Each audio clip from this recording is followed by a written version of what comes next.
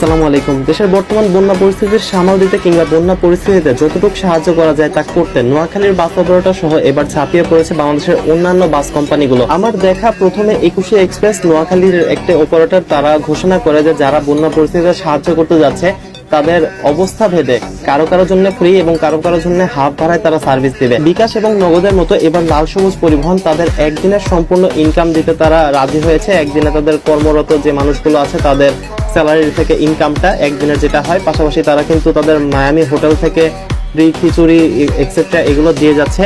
হিমাচল পরিবহনও কিন্তু অবস্থা ভেদে মানুষকে ফ্রি সার্ভিস এবং হাফ ভাড়ায় সার্ভিস দিতে চেয়েছে। এছাড়া আলবারাকা সহ নোয়াখালীর যে অপারেটর আছে তারা কিন্তু এই সাহায্যে প্রথমেই এগিয়ে এসেছে।